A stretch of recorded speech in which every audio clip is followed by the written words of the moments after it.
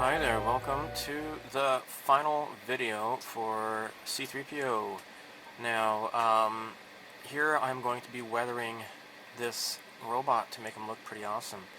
Now, common complaint about the gold chroming that they do is that they show your fingerprints too well. Now, if I start doing a clear coat, it's going to make those fingerprints permanent. So I got this thing here when I was like in college. This is from the sunglass side. This is just a thing I just keep around. It's a lens cloth. It's a lint-free lens cloth. And ooh, look, it has an anime girl. Oh yeah, all you 20-something kids like anime, don't you? Well, hurry up and buy crap like this. Why don't you? Come on, hurry up. What am I saying? I bought it. So I fell for it myself. By the way, this is just some generic anime. I don't even bashi. I don't know what that's supposed to be about. Whatever. It's just I think just some random nonsense katakana words or something or other. So let's just go ahead and wipe this off. Now, what I've done for the clear coat, I've gotten some flat clear, and I added a whole bunch of flat base into it to make it even flatter, because it's just not flat enough. And of course, I used acrylic thinner to thin it out. Now let's go ahead and wipe this crap off and get started with airbrushing.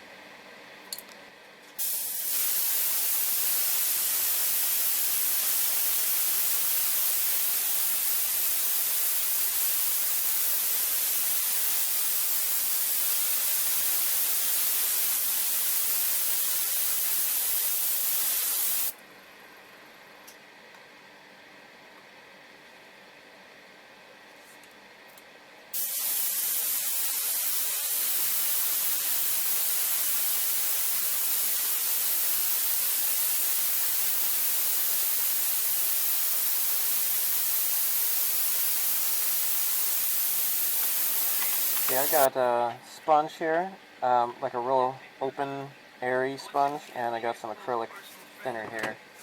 Now, what I am attempting to do is just blot this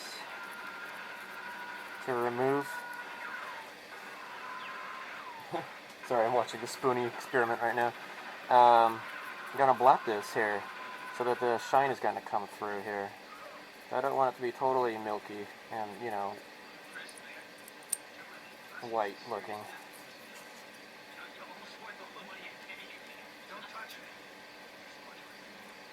Okay, I'm just gonna get them all splotchy here and see how this works out.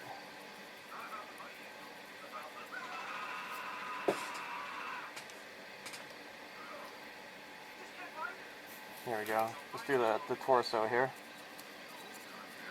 You see what's going on here? Hopefully this is gonna work out. I don't want all of it to be removed, just blotting it. See how this works out.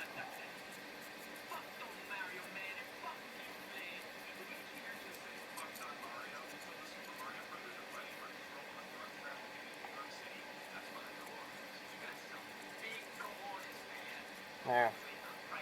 Okay, we'll just see how this looks like in a few moments. Alright, so what I'm doing now is I'm using panel line accent color dark brown.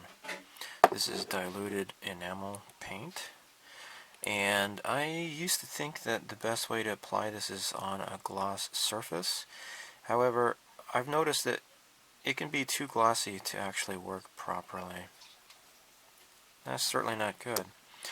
With a figure like this, I think that black accent line, panel line accent color is going to be too dark. This brown, on the other hand, though, fits very well, I think, with the whole, you know, dirty motif. So this looks really nice so far.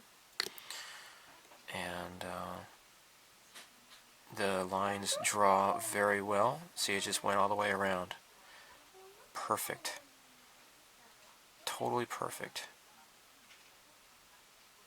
Now what you do later is just wipe off some excess with the enamel thinner. This stuff here, or any enamel thinner, really doesn't matter. You don't have to use time if you don't want to, of course. But see, look at that. It works just fine. So yeah, all along I was thinking that I had to put this onto a gloss surface, but I guess that's not necessary. But so yeah, we're done with this leg. Yeah, you can get in here too. Okay, and as you can see, the splotchy look is perfect. Actually, what I did was some places I used the lacquer thinner, and it ate away at the flat the flat coat even more, exposing the shine underneath better. So yeah, this is looking really cool, I think. Let's see what this looks like on the silver. Oh, nice! Look at that. It draws the lines perfectly. Look at that. Get this in here. Fantastic. Fantastic. Okay.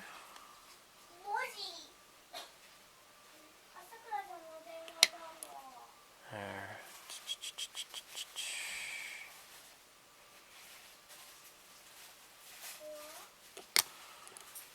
There. So again, what we do is wipe away the excess.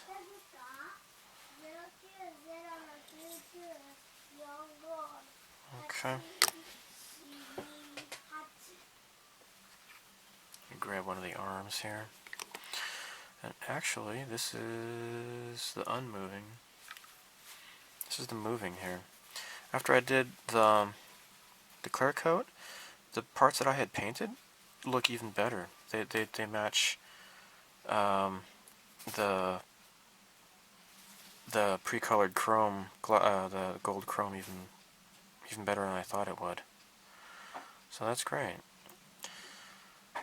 By themselves, in comparison to the default gold chrome, doesn't really go very well. But when you put the flat coat on here, it actually doesn't stick out very much. It actually looks pretty nice.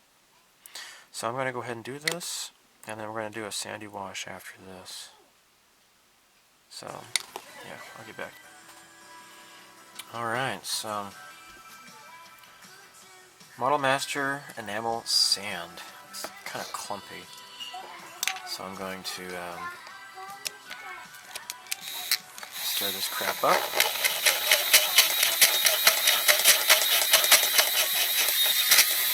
There we go.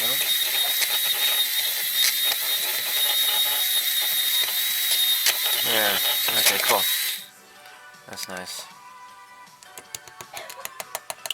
I'm listening to new retro wave band called Sniper Rouge. It's apparently a Japanese band, retro 80s style. That's really cool. Alright, so one thing I must say is that using lacquer thinner will cut through the wash, or sorry, the it'll cut through the dull coat more effectively. However, if you're not careful, you can actually strip off the gold. So that kind of sucks.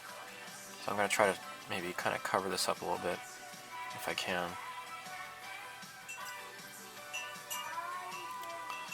Alright, so what I want to do is make a wash. I can kind of dry brush it a bit too, but what I want to do is do a wash. So enamel paint thinner is what I need. Okay. And I just need to add some of this sand here. Yeah, maybe I need to put maybe a little bit more enamel into here. Make it kind of watery.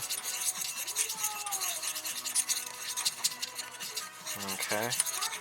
I'm going to test this out. Oh crap.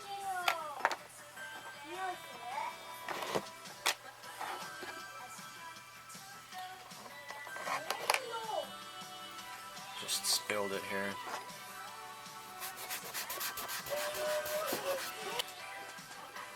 Alright, now I got this scratch piece here I've been testing out on. Let's see how it goes here.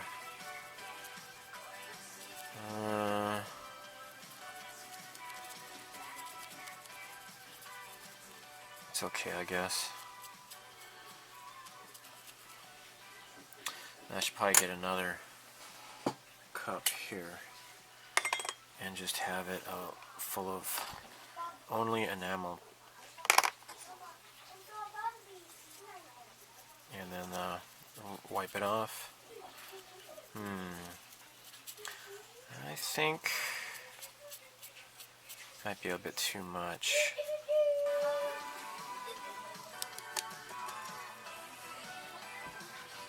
Okay.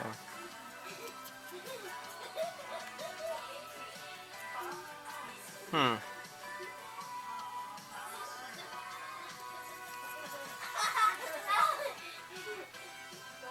don't think the enamel thinner should be affecting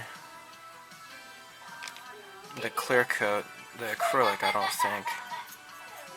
don't think. It looks like it's kind of disappeared though. I hope I didn't wipe it off. Alright, we'll see what this looks like when it dries, I guess. I hope I didn't destroy it. Okay, I have decided to just go ahead and just do dry brushing, kind of a wash. Not really a wash, but just dry brushing it. But really wet brushing it, more like just kind of making it mottled. So I'm just getting the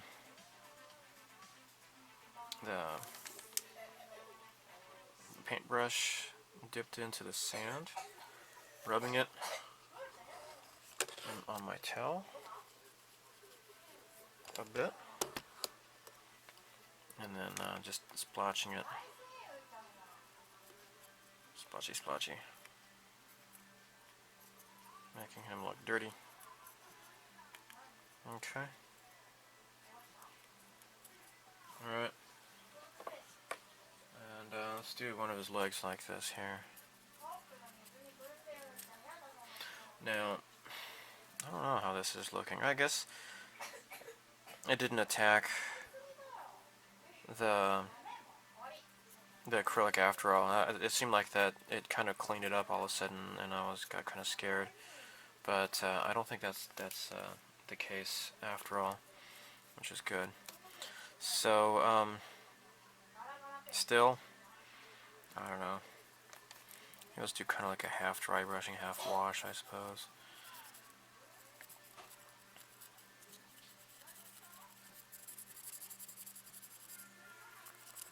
And then blot with enamel thinner to take away a bunch of this. And I'll use the sponge. It should look cool, I guess. So yeah, again, I am using Model Master Sand. And I will have you know, I don't like sand. It's coarse, it's rough, it's irritating. It gets everywhere. Rough. That's how your mom likes you, Trebek. Huh. Alright, let's do the other leg here.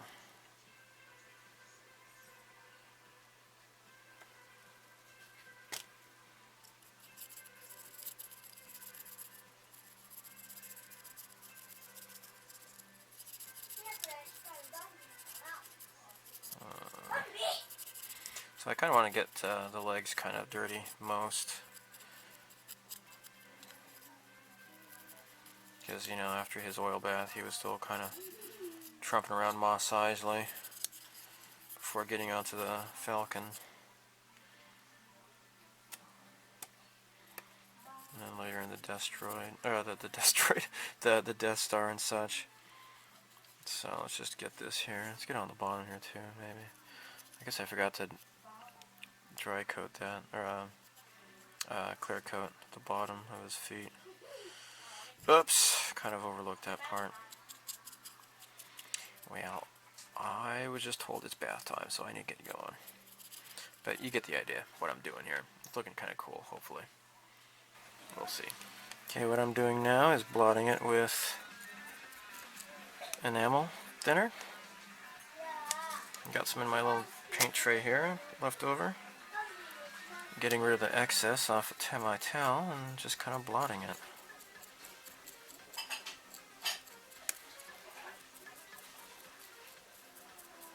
There we go. Looking kind of cool, huh? I did kind of get overboard in this area here, I think, with the enamel. So, but yeah, here we go. It's shining through a bit. It's kind of cool. Okay, right now I am dry brushing flat brown paint, enamel paint, onto the model. Not going overboard or anything, just trying to make this really subtle if I can.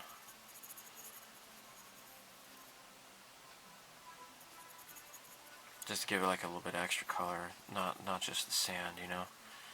Give it a little bit more depth to the weathering.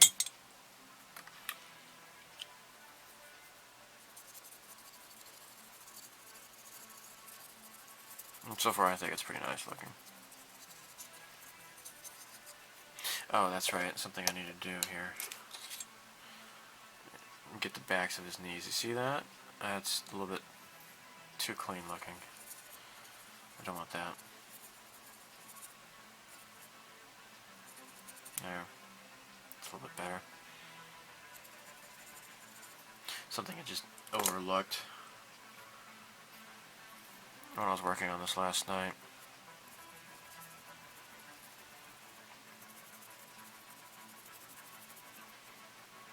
So, yeah, neat stuff. Okay. Alright, so, this guy is complete. I am satisfied, and this is going to be good.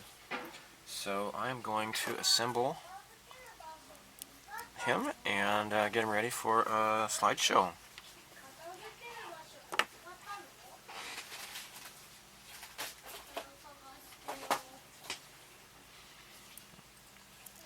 Let me get the proper. Where's it going? Here we go. It's baby time. It's baby time. It's baby time. It's baby time. It's baby time. It's baby time. It's baby time. It's baby time. There we go. Cool. Alright, stay tuned.